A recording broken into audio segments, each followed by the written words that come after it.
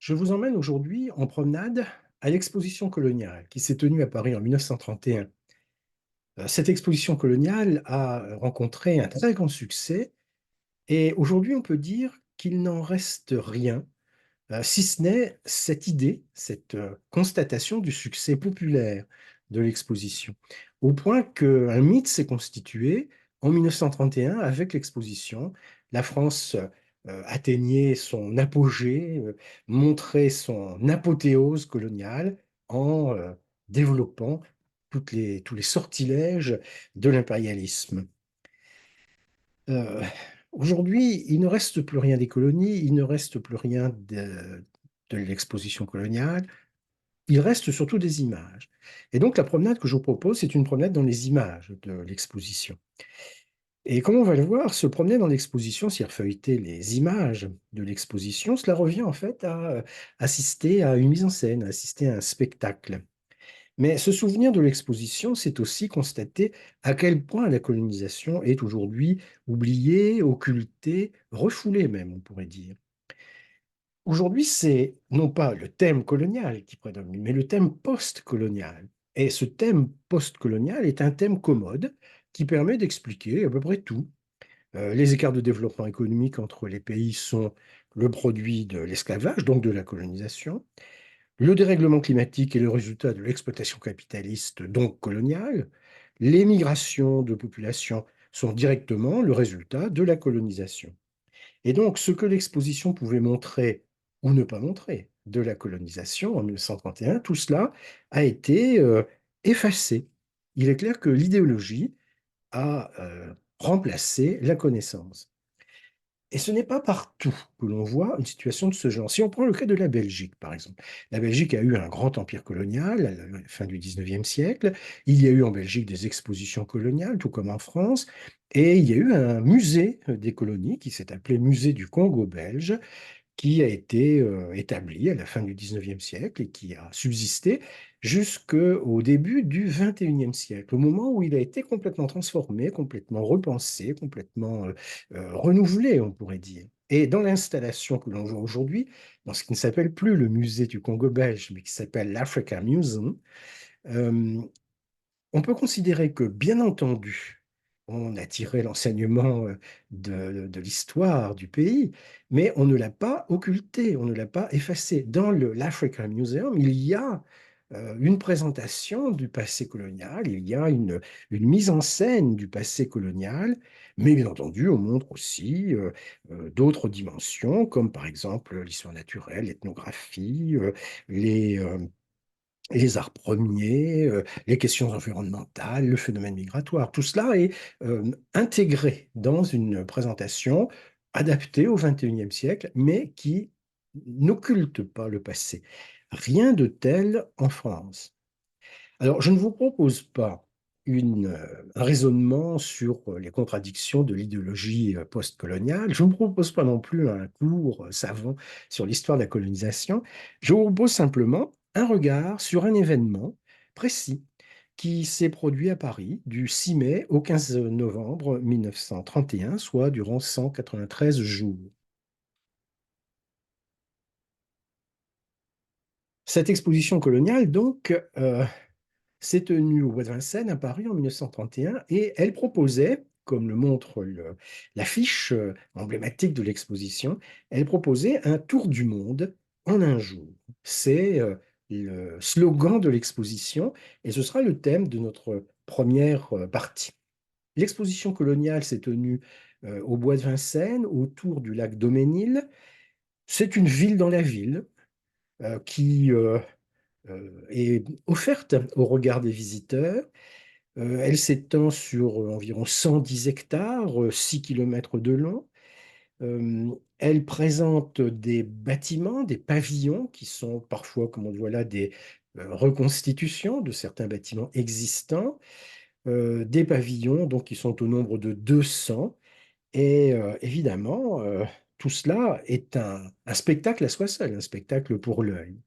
La photographie qu'on voit sur l'écran nous montre le président de la République en 1931, qui s'appelait Gaston Doumergue, inaugurant l'exposition coloniale en remontant l'avenue des colonies françaises et en passant devant la reconstitution du temple d'Angkor Wat.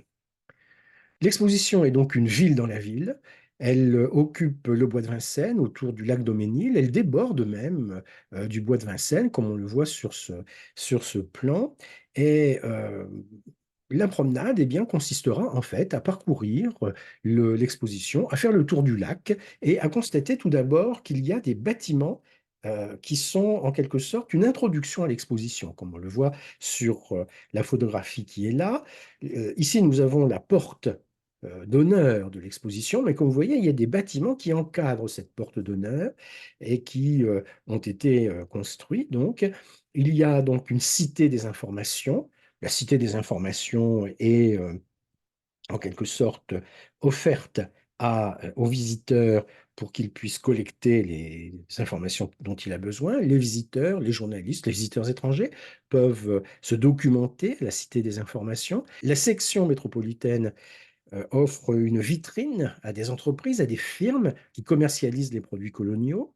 Et le troisième bâtiment qui est pointé sur la photographie, c'est le bâtiment qu'on appelle en fait en 1931 le Palais des colonies. Ce Palais des colonies abrite le musée des colonies. Nous parlerons bien sûr de tout cela.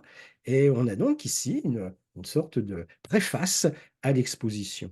Si l'on examine d'un petit peu plus près la porte d'honneur, voilà une autre photographie qui nous montre ici tout à gauche le Palais des colonies, tout à droite les débuts, les premiers mètres carrés de la Cité des informations, et donc la porte d'honneur qui est là avec les guichets où l'on peut acheter son billet dès que l'on est sorti par exemple de la station de métro Porte Dorée, la station de métro Porte Dorée qui a été construite spécialement pour l'exposition. On a prolongé la ligne 8 du métro jusque-là. La ligne 8 sera prolongée plus tard jusqu'à Maison-Alfort et à Créteil, mais là, elle atteint donc le site de l'exposition et elle permet aux visiteurs d'arriver facilement jusque dans cette zone. Après quoi, on peut commencer, comme le fait le président Doumergue le 6 mai 1931, on peut remonter l'avenue des colonies françaises, la grande avenue des colonies françaises, qui aboutit à une tour très haute, qui est une tour consacrée à l'exaltation des troupes militaires qui ont opéré dans les colonies, selon les différentes armes, selon les différentes catégories. Et de part et d'autre, donc, de cette grande avenue des colonies, sont disposés les pavillons évoquant les colonies françaises. Alors, par exemple, des colonies anciennes, comme ici on a le pavillon de la Guadeloupe, ou des colonies plus récentes, on ne le voit pas sur la photographie, on le devine vaguement derrière les palmiers, eh bien, la reconstitution du temple d'Angkor Wat. Sur la gauche, on a un pavillon qui évoque l'action des missions catholiques dans l'Empire colonial. Il y a un pavillon plus petit qui évoque l'action des missions protestantes. Alors, si l'on avance un petit peu sur l'avenue des colonies, on peut s'approcher de la tour de bronze qui est là et voir donc à gauche des pavillons évoquant l'Indochine et à droite des pavillons évoquant l'Afrique occidentale française. Le bâtiment que vous voyez là est inspiré de la grande mosquée de Djenné, donc au Soudan, Mali actuel, et donc il est planté sur la rive sud de la grande avenue des colonies. Alors, quelques pavillons le long de cette avenue. J'ai pointé tout à l'heure le pavillon de la Guadeloupe. Voilà une vue rapprochée du pavillon de la Guadeloupe. Et, euh, et donc ici, le pavillon des missions catholiques qui lui fait face. Et dans ce pavillon, donc, diverses installations, des présentations, des produits, des personnes accueillent le visiteur. Un petit peu plus loin, on a donc le pavillon du Togo et du Cameroun, que l'on voit ici le jour de l'inauguration par les officiels, que l'on va retrouver tout à l'heure au musée des colonies. Et donc, on a ainsi une vue générale des pavillons présentant l'Empire colonial français. Il y a de nombreux pavillons présentant l'Empire colonial français, on en a vu quelques-uns. Et sur l'autre rive du lac Daumesnil, on trouve les pavillons évoquant les autres empires coloniaux. L'exposition se veut internationale, elle l'est partiellement, et ces pavillons évoquant les autres empires coloniaux se trouvent donc au-delà du lac. Il manque évidemment l'Allemagne. Le traité de Versailles a retiré à l'Allemagne ses colonies, Mais il manque aussi l'Espagne et l'Angleterre, qui ont préféré ne pas participer à l'exposition pour des raisons plus ou moins précises. Et l'Espagne et l'Angleterre se contentent d'un stand dans la Cité des Informations. En revanche, l'Italie est bien présente. L'Italie a construit un pavillon inspiré de la basilique de Leptis Magna en Libye, pavillon monumental. Il faut se souvenir que c'est l'Italie dirigée par Mussolini, et donc cela se voit évidemment dans le pavillon de l'Italie. Les États-Unis sont présents aussi. Alors on ne sait pas trop si c'est en tant que puissance coloniale ou en tant qu'ancienne colonie, mais enfin ils sont présents.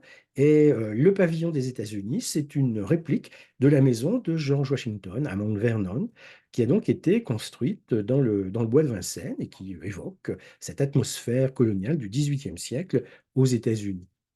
En dehors de ces pavillons qui évoquent les différentes colonies, il y a des pavillons qui sont plus en rapport avec le thème général de la colonisation.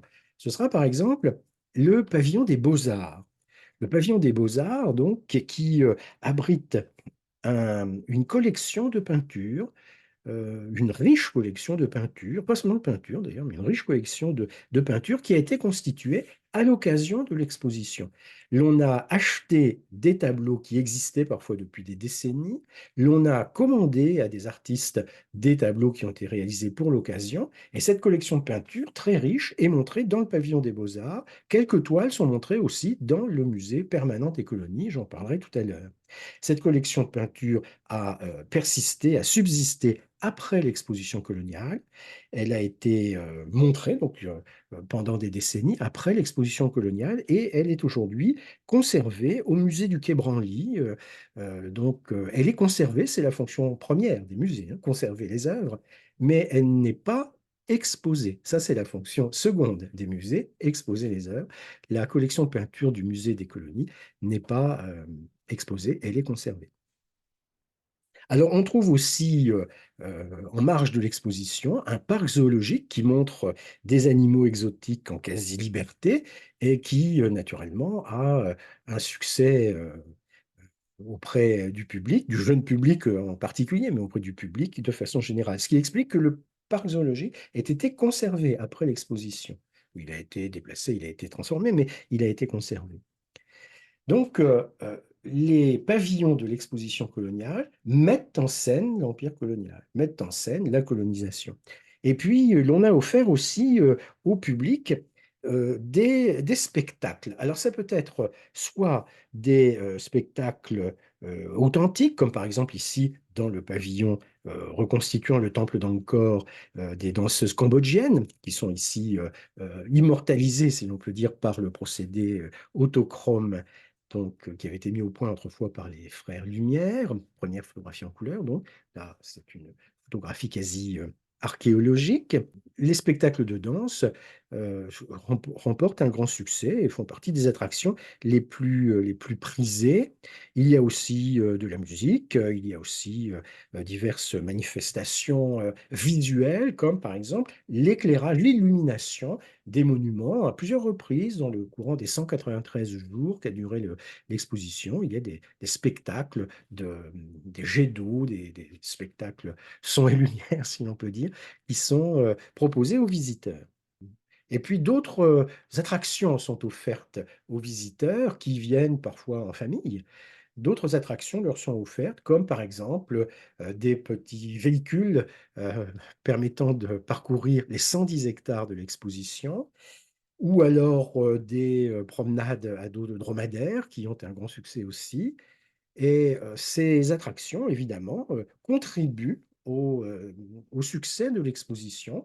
Et il faut bien sûr intégrer comme élément favorisant le succès de l'exposition les produits dérivés. Alors ici, la photographie nous montre des casques coloniaux, mais les produits dérivés, ce sont plus souvent des petites statuettes comme celles qu'on voit là, et qui ont été, ou des cartes postales, ou des objets de ce genre, qui ont été acquis en grand nombre par les visiteurs.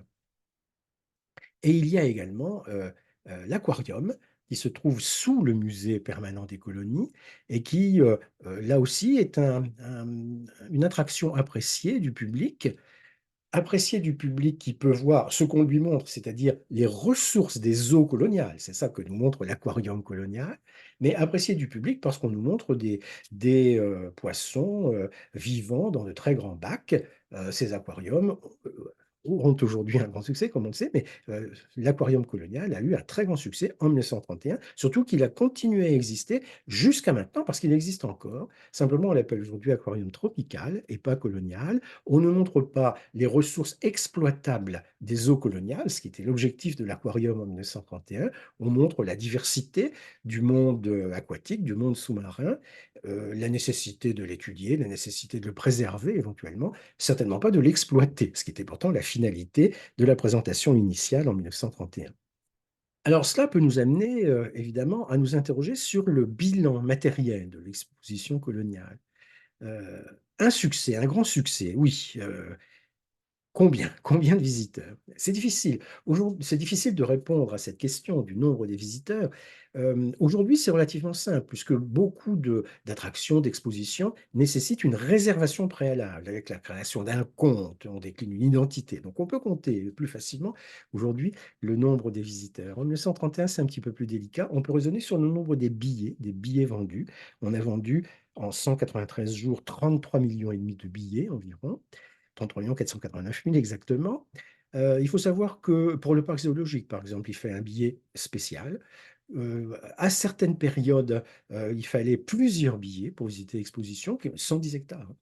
Et donc, on considère que ces 33 millions et demi de billets correspondent en fait à 8 millions de visiteurs individuels, 8 millions de visiteurs précis. 8 millions de visiteurs en 193 jours, ça fait plus de 41 000 visiteurs par jour en moyenne. Donc, ça donne une idée de l'affluence à l'exposition coloniale. Même si les chiffres sont peut-être un petit peu surestimés, peut-être moins de 8 millions que plus de 8 millions, tout de même, l'affluence est incontestable, le succès est incontestable. Qu'est-ce qu'il reste de tout cela? Donc, je viens de dire que l'aquarium tropical, qui existait autrefois sous le nom d'aquarium colonial, existe toujours au même endroit. Le parc zoologique, dont j'ai montré une photographie, existe toujours. Alors, en fait, il s'est un petit peu déplacé dans le bois de Vincennes, et puis on l'a transformé un peu pour qu'il soit durable. Initialement, les animaux étaient présentés en été, donc, hein, et sans infrastructures leur permettant de passer l'hiver. On a donc construit ensuite un véritable jardin zoologique avec des bâtiments pour les abriter. Cela reste, bien sûr. Par ailleurs, on peut considérer que certains pavillons ont été conservés, ont été démontés. Par exemple, le pavillon des missions catholiques que l'on voit là a été démonté et transporté à Épinay-sur-Seine, où est aujourd'hui l'église Notre-Dame des Missions. Le pavillon du Cameroun et du Togo a été démonté et déplacé dans le bois de Vincennes, et il est aujourd'hui la grande pagode de Vincennes, qui est le principal sanctuaire bouddhique qu'il y ait dans la région parisienne. Euh, la maison de George Washington a été démontée et déplacée à Vaucresson, où elle est aujourd'hui une résidence privée qui ne se visite pas, mais enfin qui existe, hein, et que l'on peut voir de l'extérieur. Et bien sûr, le bâtiment qui subsiste, le principal vestige de l'exposition coloniale, c'est le Palais des Colonies. Le Palais des Colonies qui a été construit pour l'exposition coloniale et qui, dès le départ, était considéré comme devant subsister, devant survivre à l'exposition coloniale. Et c'est ce qu'il a fait, effectivement. Ce Palais des Colonies, on le connaît aujourd'hui sous le nom de Palais de la Porte Dorée. La Porte Dorée est donc le nom que l'on donne à l'espace où se trouve la porte d'honneur de l'exposition coloniale. Euh, du temps des anciennes fortifications, c'était la porte de Picpus. Là, on est devant la porte de Picpus, à l'orée du bois de Vincennes. C'est peut-être l'origine du nom de Porte Dorée. En tout cas, ce monument, ce bâtiment, ce palais de la Porte Dorée, c'est un bâtiment tout à fait impressionnant, avec une façade de 90 mètres de long. C'est un bâtiment qui est un exemple caractéristique de l'art déco. L'art déco, c'est ce style C'est plus, j'allais dire, un style architectural. C'est un mouvement esthétique, en fait, qui naît au début du XXe siècle et qui tire son nom de l'exposition des arts décoratifs de 1925 à Paris. On peut considérer que l'art déco s'étend entre 1910 et 1940. Et ce bâtiment de la Porte Dorée, ce palais de la Porte Dorée, en est un exemple absolument caractéristique. C'est-à-dire que ce palais de la Porte Dorée rassemble les caractéristiques de l'art déco, euh, c'est-à-dire la symétrie, c'est-à-dire les lignes géométriques, c'est-à-dire les volumes relativement importants, c'est-à-dire aussi la colonnade, c'est aussi l'éclairage, là on ne le voit pas bien sur cette photo, mais à l'intérieur, l'éclairage zénital. Donc tout ça, ce sont autant de caractéristiques de l'art déco que l'on trouve dans le palais de la Porte Dorée. Et le plan général est assez simple. Le palais est un vaste quadrilatère avec en son centre un forum. C'est sous le forum qu'il y a l'aquarium. Euh, entourant donc le forum, des ailes qui comportent des espaces d'exposition qui ont été utilisés, bien sûr. Et à l'entrée, de part et d'autre du hall d'honneur, deux grands salons de forme vaguement ovale, appelés salon Afrique ou salon Asie, ou bien salon Reynaud et salon Lyoté, pour les raisons qu'on va voir, et qui sont les premiers espaces que l'on peut visiter en entrant, aujourd'hui encore bien sûr dans le palais de la Porte Dorée, et que l'on pouvait éventuellement visiter en 1931 si l'on avait la chance d'être accueilli par les personnes siégeant dans les salons Asie et Afrique. Le salon Afrique était le salon de réception donc des personnalités. Réception par le ministre des colonies, Paul Reynaud, ou bien par le sous-secrétaire d'État aux colonies, Blaise Diagne. Et le salon Asie était le salon de réception des personnalités par le commissaire général de l'exposition, le maréchal Lyoté, ou le délégué général de l'exposition, l'adjoint donc du maréchal Lyoté, qui s'appelait Marcel Olivier. Donc ces personnalités siégeaient de temps en temps dans les salons Asie et Afrique, et on peut commencer notre visite par ces salons, et notamment par le salon Afrique, que l'on voit là, donc salon dévolu au ministre des colonies. C'est un salon de forme à peu près ovale. C'est un salon qui a été aménagé par l'architecte du palais, Albert Laprade, et qui a été décoré à la fois par le créateur Jacques-Émile Ruhlmann et par le peintre Louis Bouquet. Alors Ruhlmann est l'une des grandes figures de l'art déco. Il a conçu la décoration dans son ensemble, sauf la fresque, mais il a conçu la décoration dans son ensemble, c'est-à-dire le sol qui est recouvert d'une marqueterie de bois exotiques, c'est-à-dire les portes, qui sont elles aussi couvertes de bois précieux, en l'occurrence de l'ébène du Gabon. Et Ruhlmann a conçu aussi le mobilier, donc le bureau du ministre, les sièges également, un mobilier donc conçu spécialement pour cette installation du Salon Afrique, et donc un mobilier unique, bien entendu. Le salon est décoré d'autre part par une fresque réalisée par le peintre Louis Bouquet, qui a organisé cette fresque autour d'une scène centrale montrant Apollon et sa muse. Donc Apollon, que l'on voit là, et sa muse, donc scène centrale autour de laquelle sont organisées, selon un plan, disons, linéaire, diverses scènes mettant en relief les populations africaines. Les silhouettes sont allongées, sont élégantes. Toute la fresque s'articule autour d'une trame géométrique. Alors on remarque que la gamme chromatique sur cette fresque de Louis Bouquet est relativement étroite, euh, presque monochrome à certains endroits, et quelques couleurs plus vives sont incarnées par telle ou telle étoffe ou tel feuillage. Le résultat est donc une grande impression de sobriété. On s'efforce de maîtriser l'exubérance que la ligne et la complexité de la composition pourraient faire apparaître. Et on a souvent dit que l'artiste avait en quelque sorte euh, tissé les différents motifs les uns avec les autres, au point que l'on a comparé cette fresque à une tapisserie qui serait suspendue sur le mur.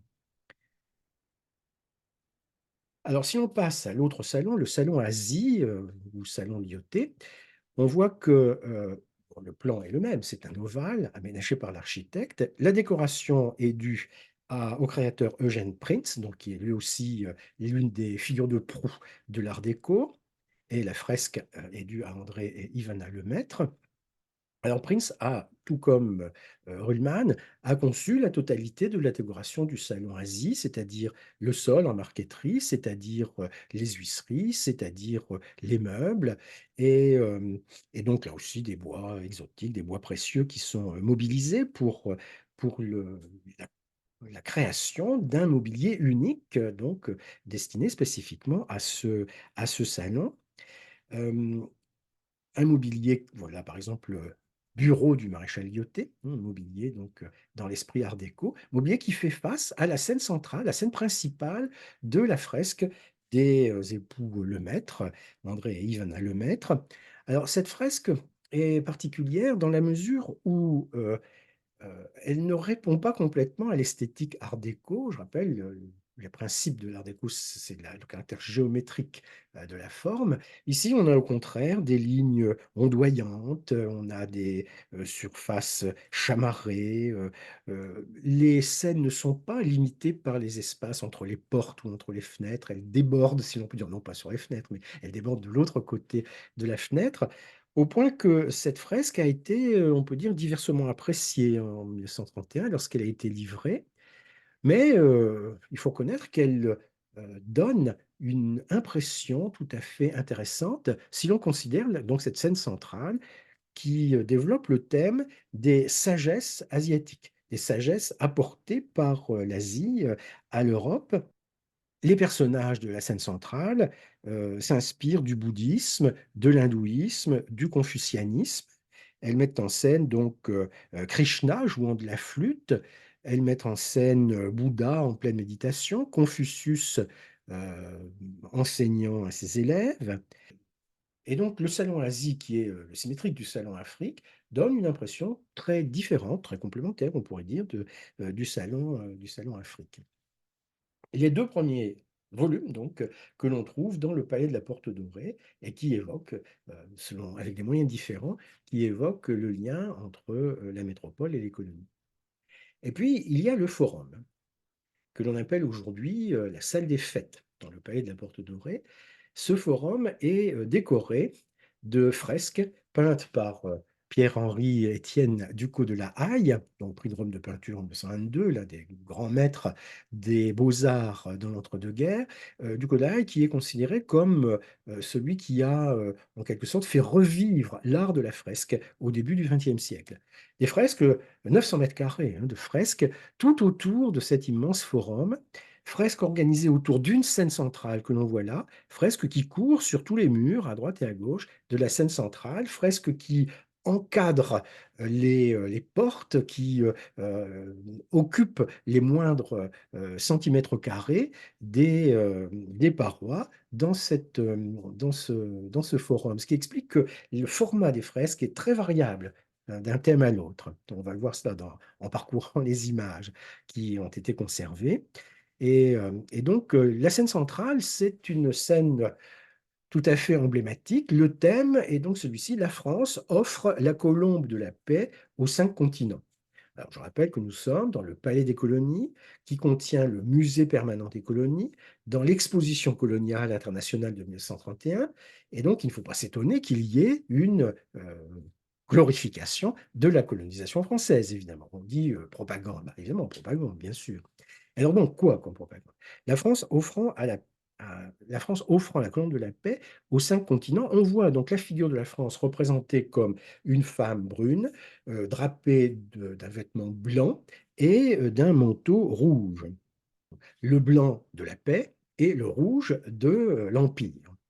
Cette allégorie de la France tient dans la main gauche une colombe, la colombe de la paix. D'autres colombes volettent au-dessus d'elle dans le feuillage. Il y a, encadrant donc l'allégorie, il y a une vigne donc, qui porte des grappes de raisin, et en arrière, il y a un chêne, emblème de force. Euh, Autour de la France, donc, se massent les 5 continents, l'Europe ici, qui donne la main à la France, et tout autour, l'Asie, l'Océanie, l'Amérique et l'Afrique, qui donc tournent les yeux vers la France. Donc une grande allégorie tout à fait emblématique de l'esprit de l'exposition coloniale. Le thème, c'est donc le lien entre la France et les colonies, à l'initiative de la France qui offre à la Colombe de la paix et qui va aussi offrir à ces colonies, qui va apporter dans ces colonies des valeurs qui sont décrites par les autres fresques sur les parois de la salle. Le reste du programme iconographique est composé d'une grande allégorie verticale pour les différentes valeurs offertes par la France à ses colonies, et d'une scène explicative, d'une scène illustrative de la notion dont il s'agit. Alors, première valeur, première scène, l'art qui est représenté par une femme qui se déploie en sortant d'une coquille, une sorte de Vénus sortant des flots. Et la composition illustrative nous montre des échafaudages, des constructions, donc tout ce qui suggère l'architecture. Et puis ici également, ce qui pourrait être considéré comme des fouilles archéologiques. L'entre-deux-guerres est une riche période de fouilles archéologiques un peu partout dans le monde, et pas seulement en Égypte, où l'on a découvert le tombeau de Toutankhamon en 1922. Donc première valeur, l'art. Deuxième valeur, la paix. Alors la paix est représentée par une allégorie qui tient une faucille et une gerbe de blé, avec un amour ailé sur son épaule. La composition illustrative déroule des populations africaines jouissant des avantages de la paix, du calme, de la prospérité et vaquant à leurs occupations. Troisième valeur, le travail. Alors le travail est symbolisé par la gerbe et le bœuf évoquant le travail agricole et le marteau évoquant le travail industriel. Il ne faut pas chercher dans l'évocation de l'économie de l'entre-deux-guerres une quelconque allusion aux modifications structurelles qui se produisent à l'époque, deuxième révolution industrielle et autres. C'est pas du tout ce que Ducos de la Haye cherche à montrer dans ses compositions iconographiques. Et la composition illustrative nous montre, par exemple, un paysan labourant le sol avec sa charrue et un autre labourant le sol avec un tracteur. Donc le travail est éventuellement modernisé par l'apport de la France. Autre valeur, le commerce. Alors le commerce qui est symbolisé par un trébuchet qui permet de peser les monnaies, et la grande composition illustrative qui euh, résume les activités bourdonnantes que l'on trouve dans un port, port qui voit affluer des marchandises et port d'où l'on emporte des marchandises, donc qui vont sillonner les mers dans un sens ou dans l'autre. L'industrie, autre thème d'une fresque de Ducos de la Haye, l'industrie représentée par une femme filant à la quenouille, bon, technologie mise au point dans l'Antiquité et abandonnée au XVIIIe siècle. Euh, Et donc la composition illustrative qui nous montre eh bien, des tisserandes ici, qui nous montre un pressoir à olive, qui nous montre des activités autour de cette notion résumée de l'industrie. Quelques valeurs encore figurent dans le programme iconographique de Ducos de la Haye. La liberté en robe blanche, la liberté vêtue d'un manteau rouge volant au vent, la liberté levant la main qui tient un bonnet phrygien et qui anime le cheval ailé, le cheval Pégase. La composition illustrative vient préciser un petit peu ce dont il s'agit. C'est la liberté individuelle de ces populations qui se livrent à leurs activités, et d'autre part, l'affranchissement des esclaves par un missionnaire. Donc voilà, un missionnaire donc venant affranchir les esclaves là où il y en a. Et c'est le thème que Ducos de la Haye développe dans cette composition. Après quoi, on peut montrer la justice avec quelques-uns de ses attributs traditionnels, en particulier le glaive et le serpent, si l'on veut. Le serpent, c'est le mal que la justice écrase avec sa main puissante. Particularité, la justice est a les yeux bandés. Et cela a été un sujet de dissension entre le peintre, donc Ducos de la Haye, et l'architecte Laprade. Laprade faisant valoir que c'était un petit peu gênant de montrer la justice coloniale aux yeux bandés, que cela pouvait susciter des interprétations éventuellement contrastées.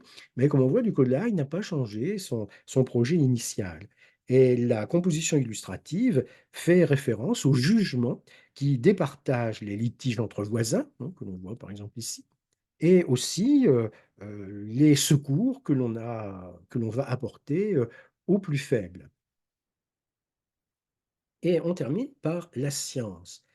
La science, donc le globe et le compas, et la science dans la composition illustrative est définie et déclinée, si l'on peut dire, avec tout ce qui concerne l'action sociale, l'action humanitaire, comme nous disons aujourd'hui, et en particulier la vaccination.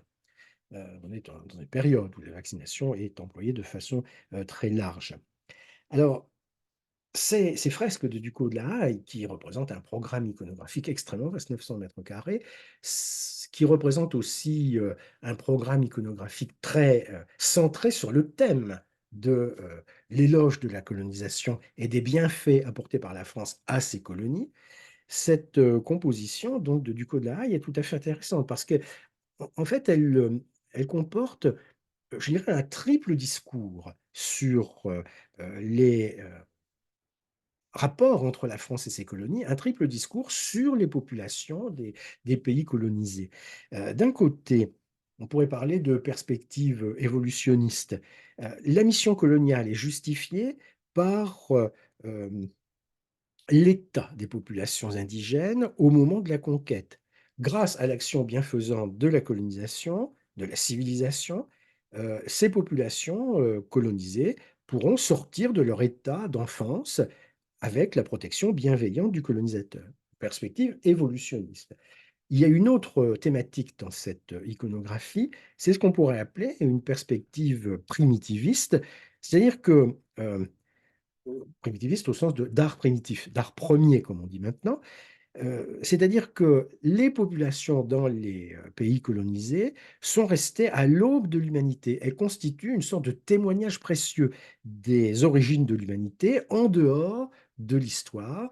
Elles sont en fusion avec la nature et sont respectables pour cela. Perspective primitiviste. Et puis une troisième perspective, une perspective différentialiste qui célèbre la diversité des cultures sans précision, diversité des cultures qui n'insiste pas sur une éventuelle hiérarchie que l'on établirait entre les unes et les autres, même si en fait, on le voit bien, on établit une hiérarchie entre les unes et les autres. Donc la fresque de Pierre-Henri-Étienne Ducos de la Haye est un excellent témoignage de cette conception nuancée de la colonisation autour de laquelle s'est organisée l'exposition coloniale. C'est très net dans la fresque, c'est moins net dans le bas-relief qu'il y a sur la façade du palais de la Porte Dorée, le bas-relief donc d'Alfred Jagnot, le sculpteur. Alors ce bas-relief est un chef-d'œuvre dans le style art déco. Il occupe toute la façade sud du palais, derrière la colonnade, c'est-à-dire une longueur de 90 mètres quand même. Et cette composition est organisée autour d'une scène centrale dont on va parler dans un instant, au-dessus de la porte, et des deux compositions latérales, donc à l'ouest l'Afrique et à l'est l'Asie. Alors, composition latérale que l'on voit donc sur ces photographies prises à un moment où la sculpture est éclairée de manière homogène. La particularité de cette sculpture qui est derrière la colonnade, c'est qu'elle est éclairée, mais de manière variable selon les heures de la journée. Donc le côté Asie à l'est et le côté Afrique à l'ouest, voilà, se déroulant cette gigantesque scène sculptée par Alfred Jagnot. On a parfois dit que c'était le plus grand bas-relief du monde, c'est pas tout à fait vrai, mais c'est un très grand bas-relief en tout cas, sculpté par Alfred Jagnot et ses aides. Alors que voit-on? Donc la scène centrale, un peu comparable au tympan d'une cathédrale où figure le Christ en gloire, par exemple, eh bien, est marquée par cette figure de l'abondance. L'abondance donc au-dessus de la porte, l'abondance, entourée par quelques divinités antiques, Pomone et Cérès par exemple, et offrant donc le thème suivant. Euh, Ce sont les colonies qui apportent à la France tous les produits dont elle peut avoir besoin. La fresque de Ducos de la Haye célébrait les valeurs apportées par la France à ses colonies. Le relief d'Alfred Jagnot célèbre les produits apportés par les colonies à la France. Il y a une complémentarité entre les deux programmes iconographiques, évidemment. De part et d'autre de la porte d'entrée, eh bien, on trouve les allégories des ports, des grands ports, permettant donc d'incarner le lien entre la France et ses colonies. Le port de Bordeaux, le port de Marseille, on trouvera un peu plus loin le port du Havre et le port aérien du Bourget, on est en 1931. On constate aussi qu'il y a donc une description de ces différents produits qui sont procurés par l'Empire colonial, le caoutchouc, le café, le maïs, éventuellement. Et ce qui est remarquable dans la composition d'Alfred Jagnot, c'est le traitement des corps. Il y a un thème qui apparaît, c'est le thème du nu. Le nu est un thème caractéristique de l'art européen et le thème est soigneusement traité par Alfred Jagnot selon les activités qu'il veut montrer. Là, nous avons une scène de chasse à l'hippopotame ou selon les populations qu'il veut montrer. Les populations africaines seront représentées torse nu, hommes et femmes. Les populations asiatiques ou du bassin méditerranéen seront représentées de manière plus textile, si l'on peut dire, de manière plus habillée, particulièrement les femmes. Bon. Euh, Alfred Jagnot a travaillé à partir de modèles vivants et il a accordé beaucoup d'importance au rendu de la musculature, par exemple. On le voit bien ici. Beaucoup d'importance au naturel de la pose, tout en se souvenant qu'il dessinait une grande composition murale et que donc il devait se méfier évidemment de la perspective. Il n'y a pas de perspective dans cette grande composition qui aurait troublé le regard. On a affaire à des scènes juxtaposées, des scènes qui sont plaquées sur le mur et qui ne sont pas disposées dans une perspective particulière. Alors, ce que montre Jagnot, ce n'est pas simplement les produits coloniaux apportés à la France, ce sont aussi des activités indépendantes de la colonie. La scène de chasse à l'hippopotame en est un exemple.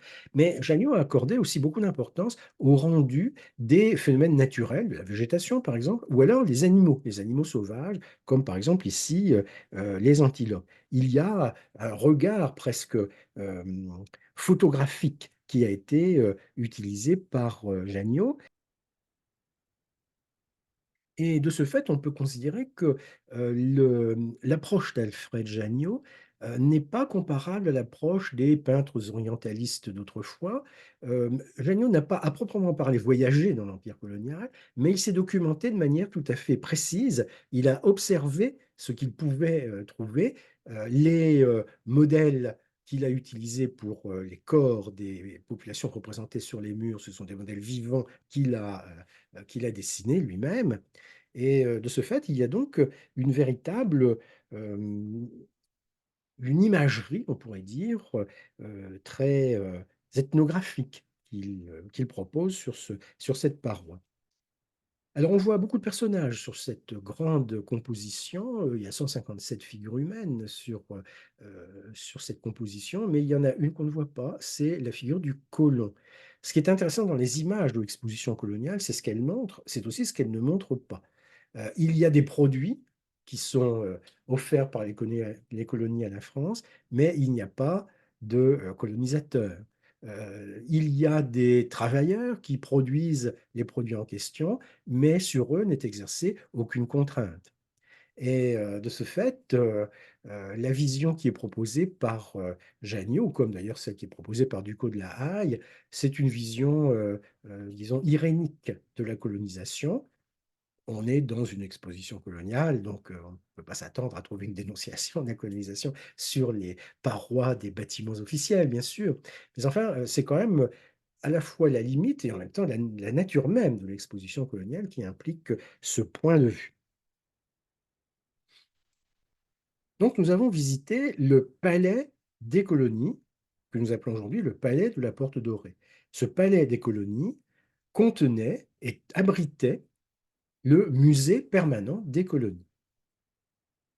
Alors le musée des colonies, donc à l'intérieur du palais des colonies. Ce musée est appelé musée permanent parce que tout comme le palais des colonies, il est construit et est établi dans l'idée qu'il va continuer à exister après la clôture de l'exposition. Et c'est ce qui se passe en effet. Le musée des colonies a survécu à l'exposition coloniale et pendant tout le XXe siècle, on a pu observer le message qui était apporté par ce musée. On a pu observer aussi la collection de peinture dont nous avons parlé tout à l'heure, collection de peinture présentée dans le pavillon des beaux-arts, mais présentée aussi partiellement dans le musée permanent des colonies. Donc tout cela a continué à être visible après avoir été réorganisé, mais tout cela a continué à être visible après l'exposition. Le musée des colonies est fondamentalement organisé en 2 sections.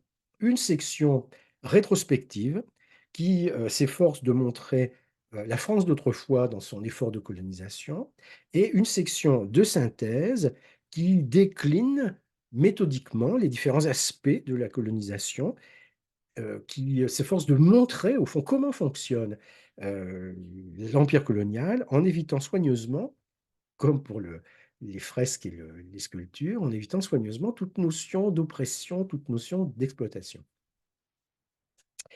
Et cette section de synthèse est de loin la plus étendue, la plus diversifiée par rapport à la section rétrospective. Alors, où se situe ce musée des colonies? Reprenons le plan du palais de la Porte Dorée. Donc, nous avons parlé tout à l'heure des 2 salons qui encadrent le hall d'entrée. Nous avons visité le forum et ses fresques de Ducos de la Haye.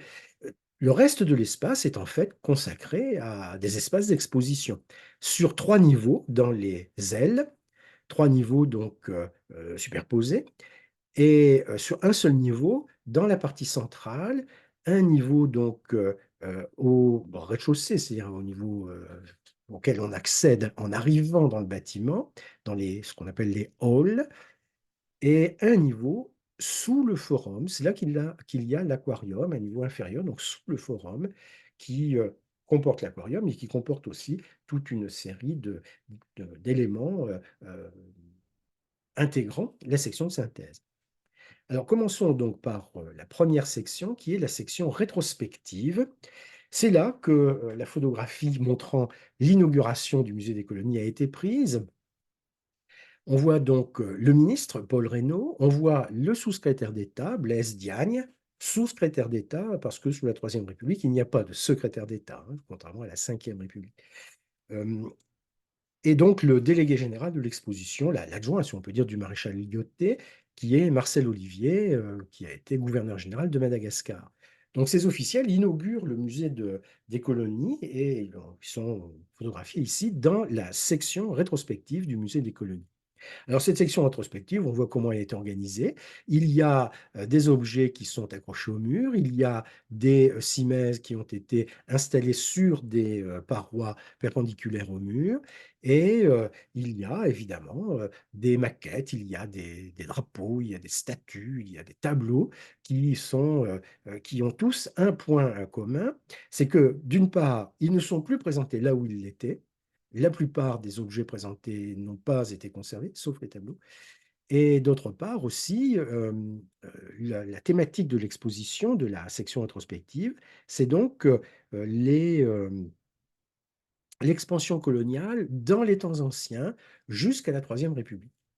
Et la section de synthèse portera sur ce que la Troisième République a pu réaliser. 1931, on est à l'époque de la Troisième République. Alors, diverses formes de présentation, soit des panoramas, des textes explicatifs, des photographies, des objets, des peintures, donc mettant en scène tel ou tel événement ou tel personnage, soit, comme on le voit là, des objets ou des scènes évoquant tel ou tel aspect, tel ou tel paysage, tel ou tel lieu de l'Empire colonial. Il y a par exemple un salon évoquant l'île de la Réunion à l'époque de Paul et Virginie. Un autre petit salon, c'est donc cet espace qui est là. Un autre salon évoquant Sainte-Hélène à l'époque de Napoléon. Alors bon, c'est assez étrange de voir évoquer Sainte-Hélène, donc colonie britannique, dans l'exposition coloniale. C'est peut-être la dimension internationale de l'exposition coloniale qui est montrée là. Et puis, il y a aussi des dioramas. Le diorama, c'est la scène en relief qui est composée pour illustrer un phénomène, pour illustrer un moment, pour illustrer un aspect du sujet. Des dioramas qui prennent de la place. De la place, on en a beaucoup, mais pas forcément autant qu'on le souhaiterait. Et donc, certains projets de diorama qui avaient été réalisés n'ont en fait pas été euh, n'ont pas été présentés. Il y avait par exemple un diorama qui avait été envisagé sur l'abolition de l'esclavage à La Réunion, par exemple. Ce diorama n'a pas été réalisé. En revanche, il y a un diorama qui est réalisé, c'est c'est le diorama mettant en scène donc Joséphine, donc la future impératrice Joséphine, dans sa maison de la Martinique, donc avec ses esclaves, avec son environnement familier. Donc ce diorama a été réalisé. Les dioramas ont été photographiés, ce qu'on voit là, c'est une photographie du diorama. Les dioramas n'ont pas été conservés. Donc, ce qui reste de l'exposition coloniale, en tout cas dans cette section rétrospective, ce sont surtout des photographies. Pour ce qui concerne la section de synthèse, évidemment, c'est plus complexe. D'abord, elle est beaucoup plus étendue. Elle est structurée de façon très complexe.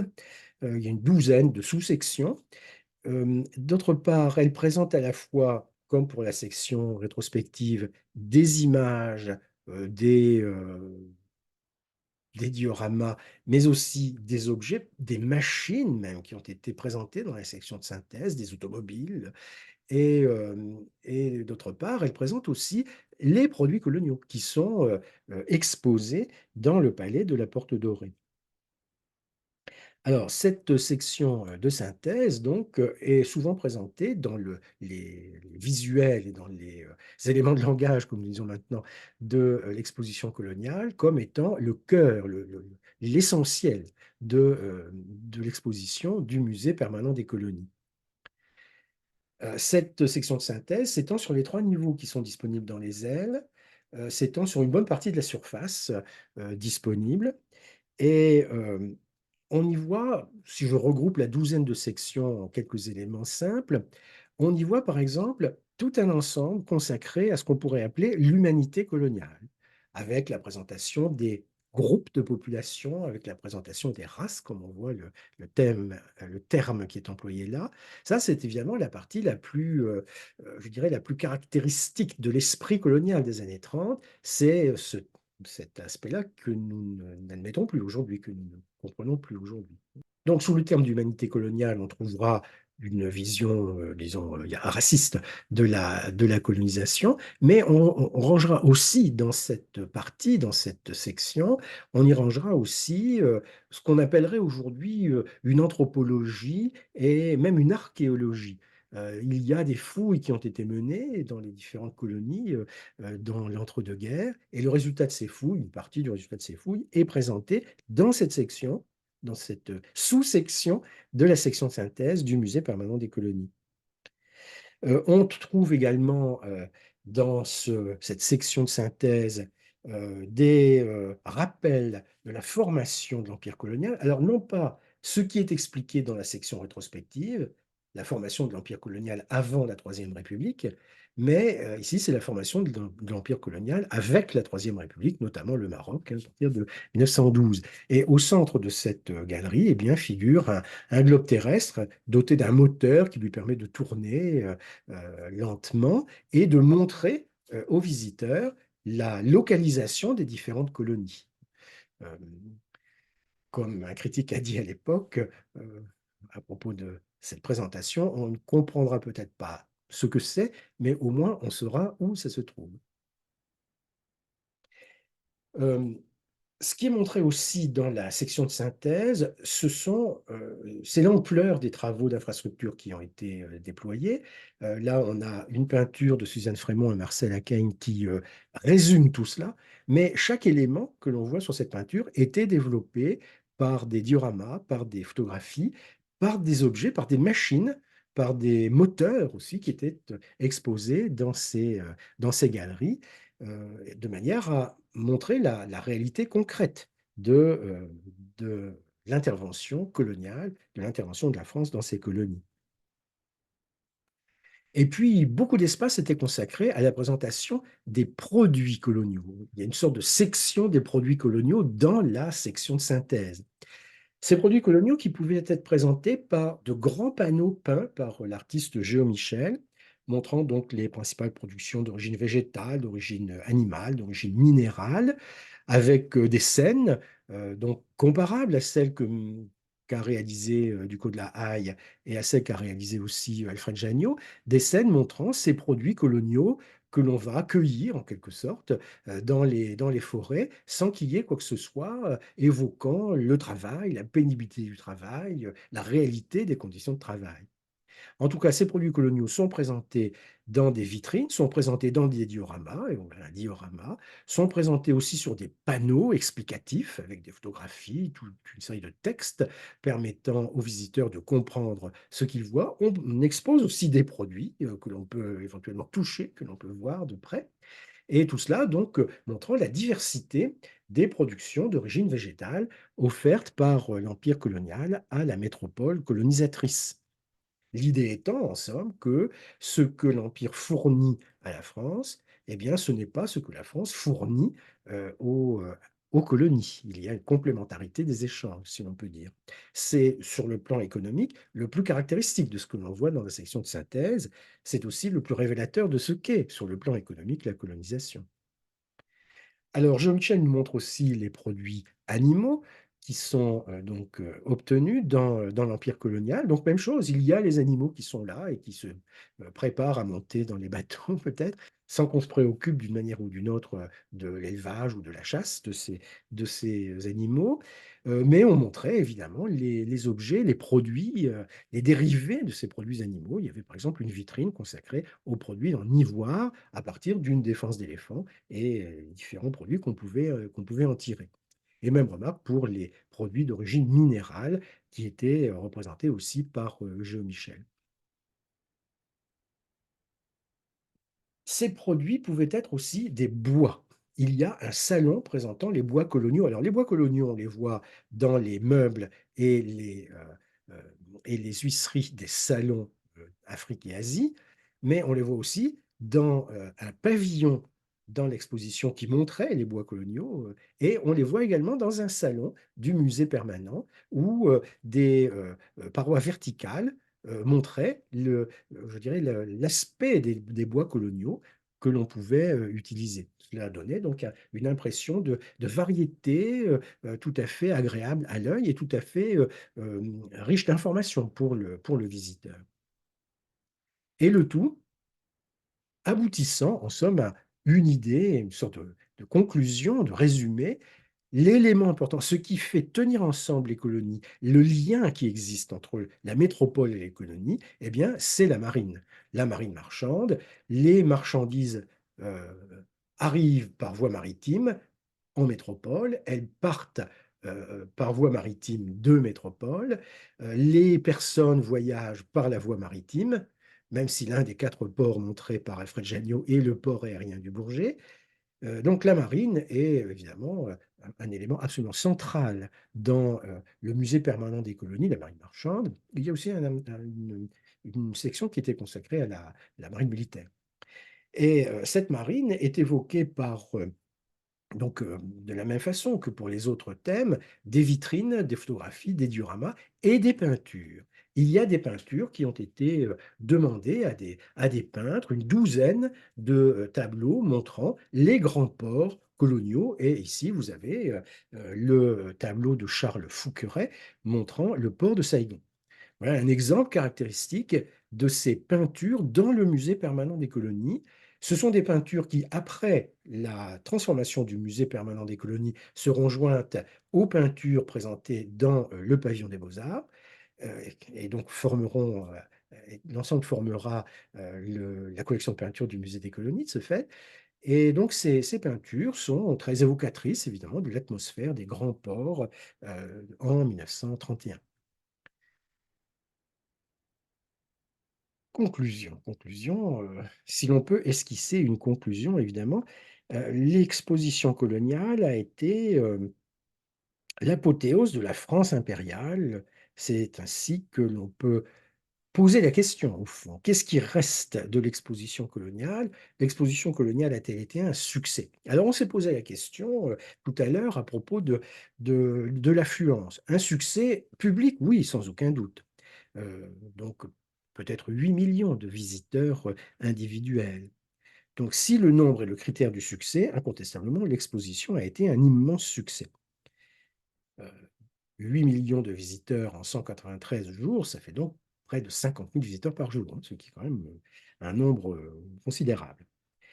Hem, pour ce qui concerne les autres aspects du bilan qu'on pourrait, esquisser, c'est plus délicat. Est-ce que les objectifs fixés par les organisateurs de l'exposition ont été atteints? Quels étaient ces objectifs?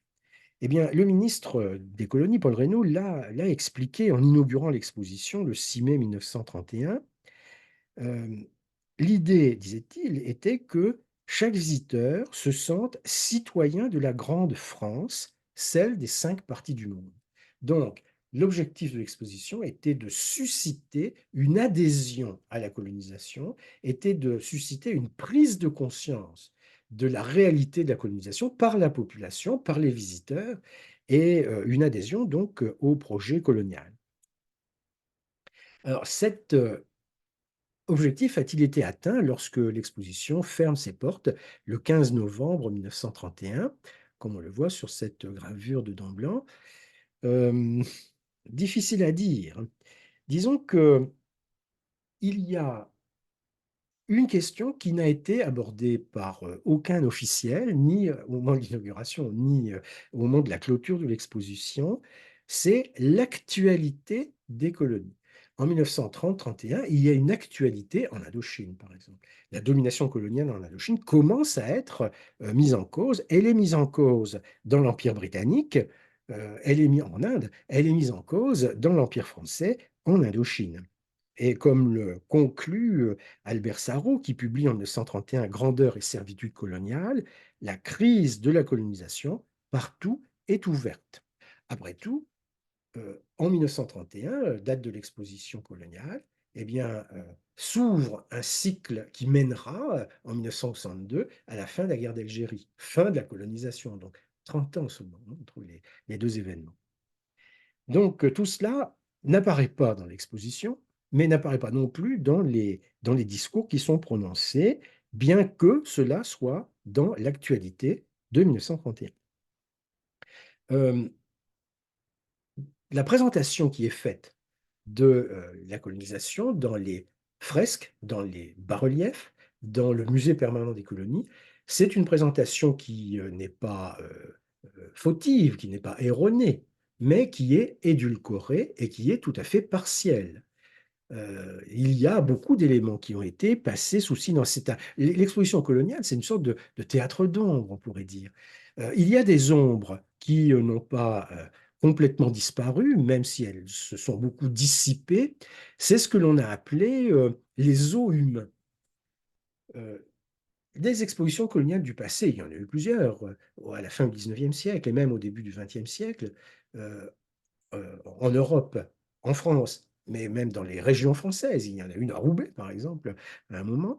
Donc ces expositions coloniales n'hésitaient pas à présenter des hommes et des femmes, issus des colonies, montrant, un certain aspect des colonies, des groupes d'indigènes, venus des colonies. C'est ce que l'on appelle aujourd'hui les zoos humains, zoos comme parc zoologique.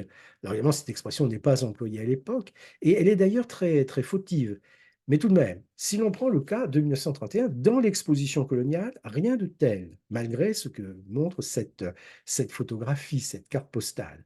Voilà une autre photographie qui montre un petit peu la même chose. Ce sont les populations qui sont ici présentées en costume traditionnel et qui viennent visiter l'exposition coloniale et qui viennent de Nouvelle-Calédonie, en l'occurrence, ce sont des populations kanaks. Alors, il y a en effet, à côté de l'exposition coloniale, il y a euh, euh, donc une présentation de personnes venant des colonies, on dit à l'époque d'indigènes venant de Nouvelle-Calédonie. Un journal d'extrême droite les présentera d'ailleurs comme des cannibales venant de Nouvelle-Calédonie.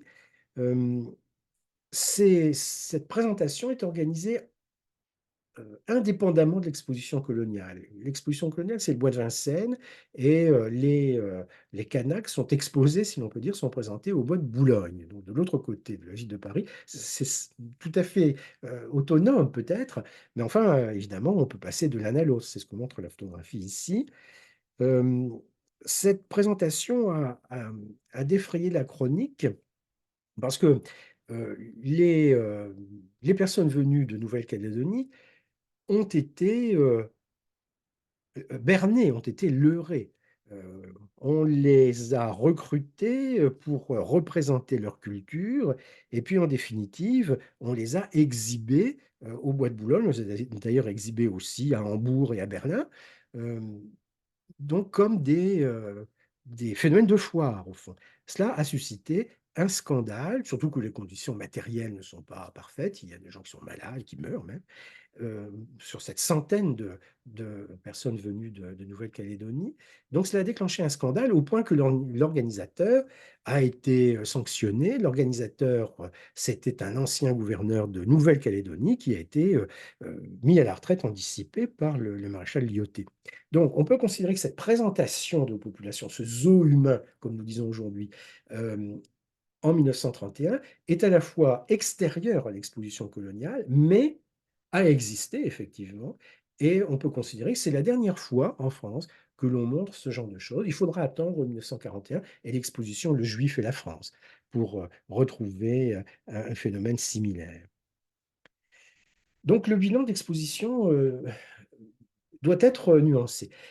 Un autre bilan que l'on peut tracer aussi, c'est l'existence de réticence et même d'opposition à la colonisation.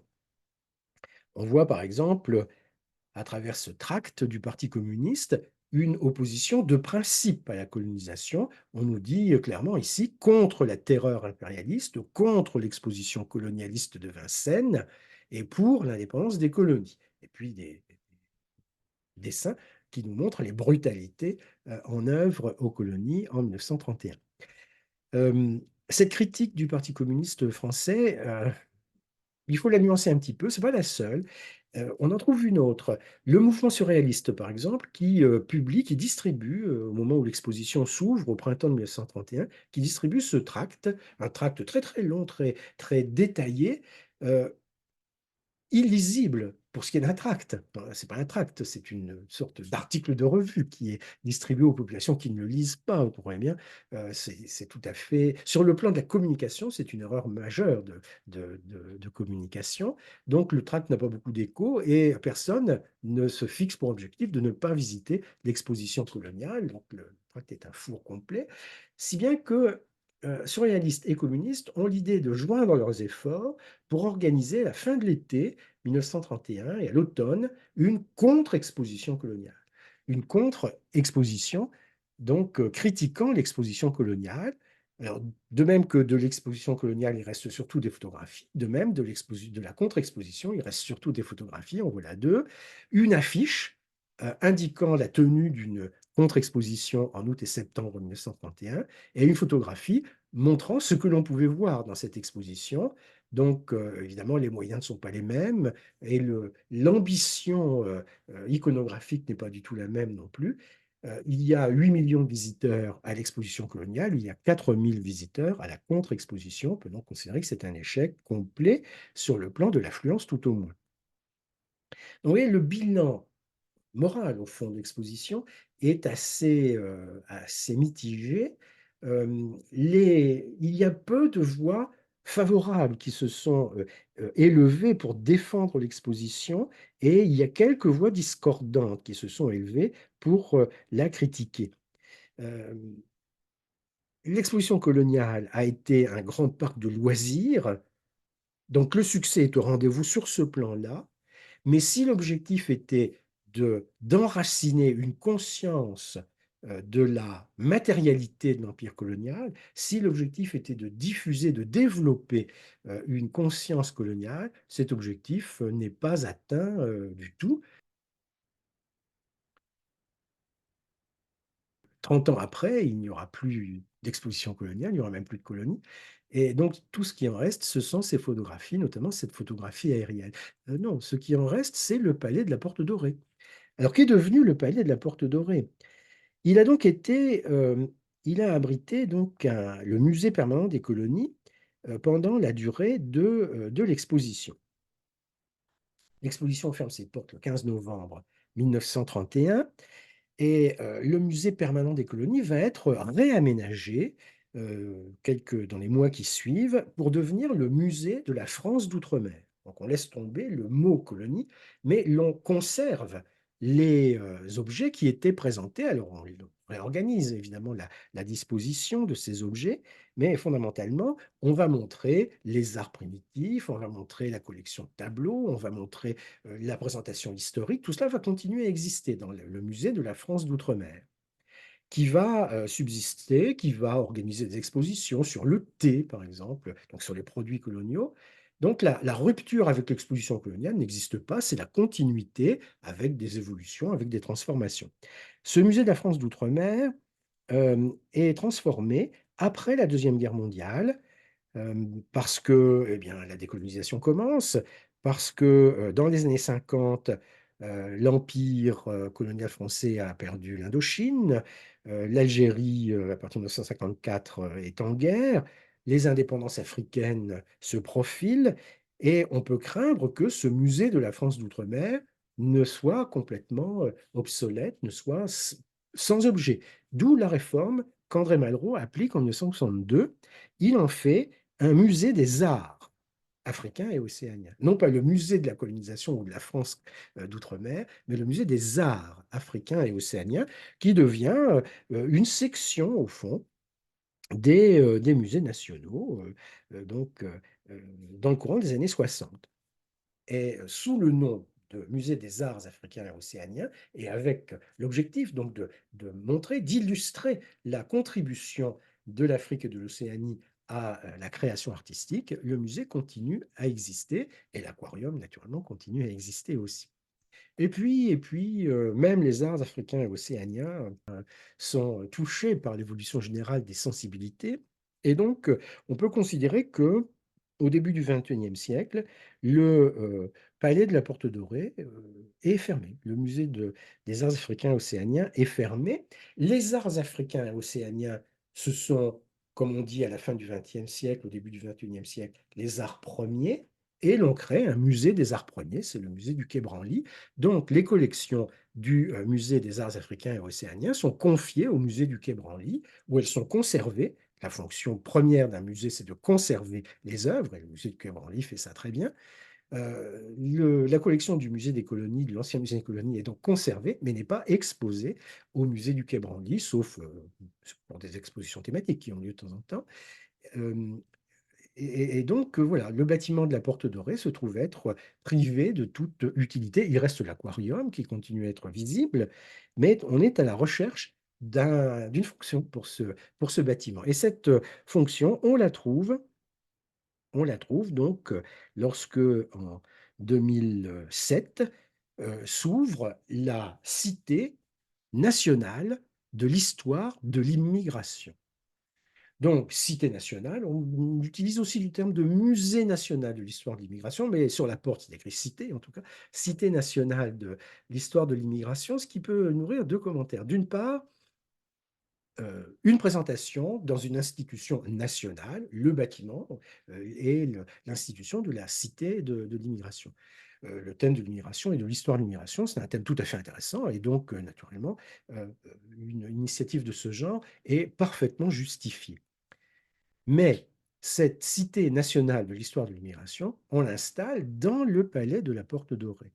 Et cela a 2 conséquences. D'une part, on installe la cité nationale de l'histoire de l'immigration parmi les fresques et les bas-reliefs célébrant les mérites de la colonisation, on le voit bien sur cette photographie, et donc on établit un signe d'égalité, un lien entre colonisation et immigration, c'est quand même un abus, important, qu'on peut, remarquer. Dans un pays comme la France, il y a eu, une immigration belge et italienne en 1895. La Belgique et l'Italie ne sont pas des colonies françaises. Il y a eu une immigration polonaise en 19 dans les années 20, la Pologne n'est pas une colonie française. Il y a eu une immigration portugaise dans les années 50, le Portugal n'est pas une colonie française. Donc établir un lien entre l'histoire de l'immigration et la colonisation, c'est quand même un petit peu abusif. Certes, il y a eu une immigration en provenance des colonies, ça c'est tout à fait vrai, mais ce n'est pas la seule, ce n'est même pas la principale. Et l'immigration que l'on connaît à la fin du XXe, au début du XXIe siècle, vient parfois de de certains pays qui ont été des colonies françaises peut-être, mais qui ne le sont plus actuellement. Donc le lien entre colonisation et immigration est quand même un lien, je dirais, problématique. Le résultat que l'on voit, c'est que dans le palais de la Porte Dorée, on a effacé le souvenir de la colonisation. On a quand même conservé le bas-relief d'Alfred Jagnot et les fresques de Ducos de la Haye, on ne les a pas recouvertes, heureusement, mais on a effacé cela. Et c'est donc tout à fait différent de ce qui se fait, de ce qui s'est fait à Tervuren en Belgique, c'est-à-dire associer le passé colonial, le reformuler certainement, mais associer le passé colonial à la présentation qu'on veut faire au XXIe siècle. Le pari a été gagné à Tervuren, je pense que le pari n'est pas gagné à Paris. La transformation du palais de la Porte Dorée a donc consisté à occulter complètement son origine, c'est-à-dire l'exposition coloniale de 1931, dont on peut dire en définitive qu'il ne reste rien.